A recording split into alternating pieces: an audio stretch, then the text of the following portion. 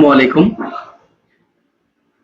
আজকে আমরা দেখব মুস্কান ইআরপি ডায়াগনস্টিক বিলিং কিভাবে করে, খুব সহজে কিভাবে ডায়াগনস্টিক বিলিং করা যায় সেই জিনিসটা আমরা আজকে দেখব। তো আমি যেই ফর্মে আছি এটা হচ্ছে ডায়াগনস্টিক বিলিং ফর্ম। এই ফর্মটাতে কিভাবে আসতে হয় সেটা একটু আমি আবার এখান থেকে ব্যাক যেয়ে দেখাচ্ছি। তো আমি প্রথমে মডিউলসে গেলাম। আমাদের এই মুস্কান ইআরপির আন্ডারে একটা হসপিটাল ম্যানেজমেন্ট করার জন্য যে যে মডিউলগুলো প্রয়োজন সেই মডিউলগুলোতে আমি আসলাম। হসপিটাল ম্যানেজমেন্ট, কজ এন্ড ইনভেন্টরি ম্যানেজমেন্ট, যেটাকে আমরা ফার্মেসি ম্যানেজমেন্টও বলতে পারি, এইচআর ম্যানেজমেন্ট, অ্যাকাউন্টস ম্যানেজমেন্ট এবং কাস্টমার রিলেশন ম্যানেজমেন্ট সিস্টেম। আমি এখান থেকে হসপিটাল ম্যানেজমেন্ট সিস্টেমে আসলাম। আসার পর এটা হচ্ছে আপনার আমার ড্যাশবোর্ড। আমি সরাসরি এখান থেকে হচ্ছে রেজিস্ট্রেশন বিলিং ম্যানেজমেন্টে যাব। সেখান থেকে ডায়াগনস্টিক বিলিং, নিউ বিলিং। এই নিউ বিলিং এ যখন আমি আসব, আমি এখান থেকে হচ্ছে আপনার ডায়াগনস্টিক বিলিং এর এ টু জেড কাজ আমি এখান থেকে শেষ করতে পারবো, যেটাকে আমরা ওয়ান স্টপ ডায়াগনস্টিক বিলিং বলে থাকি। তো আমার একটা পেশেন্ট আসছে, সেই পেশেন্টের আমি ফোন নাম্বার নিলাম 01974588686। তার নাম্বারটা নিলাম এবং তার নাম হচ্ছে মাতাদি। তার বয়সটা নিলাম, সেটা ধরেন হচ্ছে আপনার 16 বছর। তার জেন্ডারটা আপনার নিলাম, জেন্ডার হচ্ছে যদি মেল ফিমেল হয় এম লিখলে মেল হয়ে যাবে, এফ লিখলে ফিমেল হয়ে যাবে আপনার। দেন তারপরে আপনার যদি আমি অ্যাড্রেস নিতে চাই, কারণ এটা হচ্ছে আপনার রূপনগর ঢাকা। অ্যাড্রেসের পরে আমার রোগীটাকে যে পাঠিয়েছে, যে ডক্টর পাঠিয়েছেন ওনার নাম হচ্ছে রেফার্ড বাই, যেটাকে বলবো কারণ মাসুদ, টিএসএস মাসুদ ম্যাটারনিটি থেকে রোগীটা আসছে, টিএমএস থেকে। দেন তারপরে হচ্ছে আমার কেয়ার অফ, যিনি হচ্ছে আমার কমিশনটা হবে, যেটাকে আমরা পিসি বলি, সেই কেয়ার অফটাকে ধরেন হচ্ছে আপনার সুমন, সুমাইয়া বা কুলসুম, বা আপনার ধরেন আর জে ফার্মা থেকে আসছে, এক্সাম্পল আর জে ফার্মা থেকে আসছে। সে আর জে ফার্মা নেওয়ার পরে দেন তারপর আমি টেস্টে চলে আসলাম, আমার কি কি টেস্ট দিয়েছে। তো ডাক্তার পেশেন্টকে সিবিসি দিল, আরবিএস দিল। এখন সিবিসি আরবিএস দিয়ে সাথে সাথে কিছু অ্যাক্সেসরিজ, এগুলো অটো আপনার অ্যাড হচ্ছে, এটাকে আমরা সাপোর্টিং আইটেম বলি। এই সাপোর্টিং আইটেম গুলো আপনার অটো অ্যাড হয়। এই পেশেন্টকে একটা হোল অ্যাবডোমেন দিয়েছে, আলট্রা দিয়েছে, আর হচ্ছে আপনার একটা ইউরিন আরএমই দিয়েছে, একটা ইউরিন আরএমই দিয়েছে। এখন এই পেশেন্টটার 2060 টাকা আপনার বিল আসছে। এখন তাকে আপনি ডিসকাউন্ট দিতে চাচ্ছেন, ডিসকাউন্টটা আপনি দুই ভাবে দিতে পারবেন। সরাসরি টাকাতেও দিতে পারবেন, বা আপনি চাইলে পার্সেন্টেজে দিতে পারবেন। আপনি যদি ডিসকাউন্ট দেন, যে আপনি 20% দেন, তো 20% ডিসকাউন্ট আপনি এখানে প্রোভাইড করতে পারবেন। আর যদি বলেন না আমি 20% না, আমি তাকে 400 টাকা ডিসকাউন্ট দিব, সেটাও আপনি এখানে দিতে পারবেন।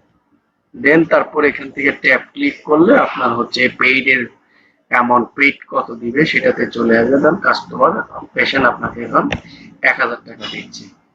তারপর যদি আপনি দুইটা ইন্টার ক্লিক করেন, সাথে সাথে আপনার সেলসটা, বিলটা হয়ে যাবে এবং রিসিপ্টটা আপনার ওপেন হবে। ওপেন হওয়ার পর আপনি প্রিন্ট করলে এটা প্রিন্ট হয়ে যাবে, আর যদি প্রিন্ট না দিতে চান ক্যান্সেল করলে এটা ক্যান্সেল হয়ে যাবে। তো খুব সহজে আমরা একটা মানে ডায়াগনস্টিকের বিল করলাম। আমরা আরেকটা বিল করি এটাকে ইয়ে করার জন্য। আরেকটা বিল করতেছি হচ্ছে আমার একটা পেশেন্ট, পুরাতন পেশেন্ট, সেটা আমার আগেও আসছিল। যদি আমি এটা সার্চ করতে চাই, পেশেন্টের ফোন নাম্বারটা নিলাম। ফোন নাম্বার নেওয়ার পর আমাকে এই পেশেন্টের নাম সাজেস্ট করতেছে। একই ফোন নাম্বার এগেইনস্টে আমার দুইটা পেশেন্ট আছে, একটা মাহাদি ভুঁইয়া আর একটা মোরসালিন ভুঁইয়া। তো এখন এই পেশেন্টটা আসছে হচ্ছে এখন মোরসালিন ভুঁইয়া। তাই মোরসালিন ভুঁইয়ার ইনফরমেশনটা নিয়ে নিলাম, তার বয়স, ফোন নাম্বার অটো চলে আসছে। তো এখন এখান থেকে আমি আবার রেফার্ড বাই এটাকে করতে হচ্ছে, ধরেন আপনার মীর ইস্তিহাম সাহেব, এটা হচ্ছে আপনার কেয়ার অফ। আমি যদি কেয়ার অফটা নিতে চাই তাহলে এটা কেয়ার অফ নিলাম হচ্ছে আব্দুল বারেক, হচ্ছে এটা কেয়ার অফ। তো এই ক্ষেত্রে আরেকটা বিষয় এখানে এই ইনভয়েসটাতে বলি, ধরুন এই কেয়ার অফটা আমাদের নাই, একটা কেয়ার অফ পাঠাইছে, এই কেয়ার অফটা এই জায়গাতে নাই। তো এখানে কি করব, জাস্ট নিউতে ক্লিক করব। নিউতে ক্লিক করে ধরেন মা ফার্মেসি 2, এটার আন্ডারে মার্কেটিং এ কাজ করেন হচ্ছে আপনার হৃদয়। দেওয়ার পর যখন আমি সেভ করব তখন হচ্ছে আপনার এই কেয়ার অফটা এখানে আপনার সেট হয়ে যাবে এবং সেভও হয়ে যাবে। সেম ভাবে আপনার যদি রেফার্ড বাই না থাকে, রেফার্ড বাই এখান থেকে আপনি সেভ করতে পারবেন।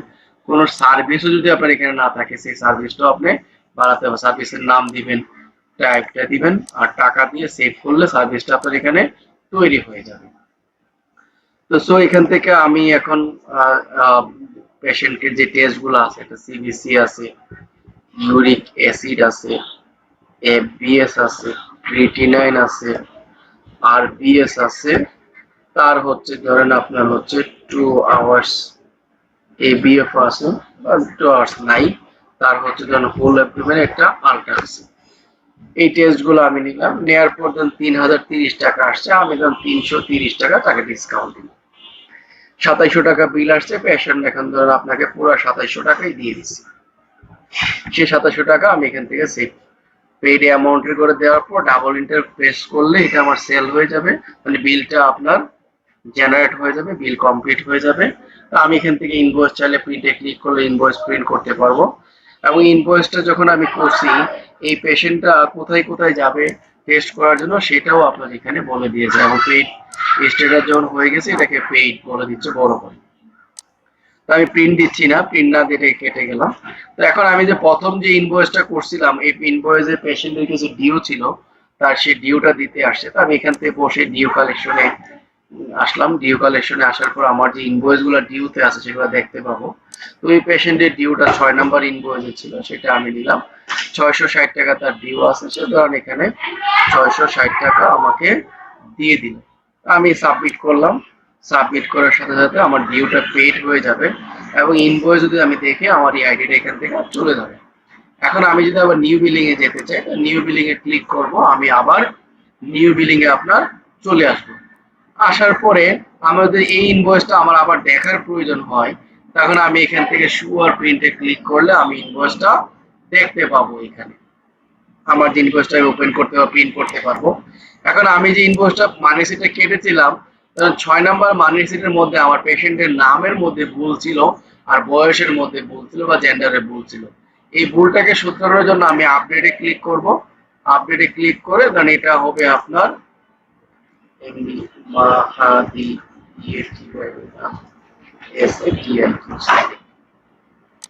তো পেশেন্টের নাম হবে হচ্ছে আমার এটা, আর তার বয়স হবে হচ্ছে 12, মেল ঠিক আছে আপনার। বাট যদি রেফার্ড বাই আপনার চেঞ্জ হয়, রেফার বাই টু এখান থেকে চেঞ্জ করা যাবে, আমি আপডেট করে নিলাম। এখন যদি আমি দেখি এটা আপডেট হয়েছে কিনা, শো এন্ড প্রিন্টে ক্লিক করলে আমি দেখতে পাবো যে এটা আমার আপডেট হয়ে গেছে। দেখেন মাহাদি ভুঁইয়া সাদিক হয়ে গেছে, আমি যে আপডেটটা করেছিলাম নামটা আমার চেঞ্জ হয়েছে। তো খুব ইজিলি আমি একটা ফর্ম থেকে আমি নতুন বিল করতে পারবো, ডিউ কালেকশন করতে পারবো, পেশেন্টের নাম যদি ভুল হয় সেটাকে আমি আপডেট করতে পারবো। এছাড়া আর কি করতে পারবো, যে কোনো ইনভয়েসে আমার যদি টেস্ট অ্যাড করতে হয় বা বাদ দিতে হয় সেটাও আমি এখান থেকে করতে পারবো। তা আমি এখন এখান থেকে ধরেন আমার যে 4 নাম্বার যে ইনভয়েসটা আছে, 5 নাম্বার যে ইনভয়েসটা আছে, ইনভয়েসটাতে আমি এটা মডিফাই করতে চাচ্ছি। মডিফাইটা কি, এই ইনভয়েসের মধ্যে আমার সিবিসি আছে আর এক্সট্রা চেস্ট আছে, এটার সাথে ধরেন আমার এখানে আরেকটা এফবিএস যুক্ত হবে আর ক্রিয়েটিনাইন যুক্ত হবে, সেটাকে অ্যাড করলাম। করার পরে আমি যদি এখানে সেভ করি তাহলে আমার সেভ হয়ে যাবে বিলটা। তো বিলটা আমার আপডেট হয়ে গেল, বিলটা আপডেট হয়ে গেছে। আমার যে টেস্টগুলো অ্যাড করা দরকার সেই টেস্টগুলো আমার এখানে অ্যাড হয়ে গেছে, বিলের ডিও বেড়ে গেছে আপনার এখানে। এখন চাইলে আমার এই পেশেন্টের যেটা ডিওটা হয়েছে আমি ডিওটা আবার এখান থেকে কালেকশন করতে পারবো। আমার যে 5 নাম্বার যে পেশেন্টের ডিওটা হয়েছে 1130 টাকার মধ্যে, সে এখন 500 টাকা দিতে চাচ্ছে, আপনি 500 টাকা কালেক্ট করে নিন। 500 টাকা কালেক্ট হয়ে গেল। আমি আবার এই নতুন বিলিং ফর্মে চলে আসলাম।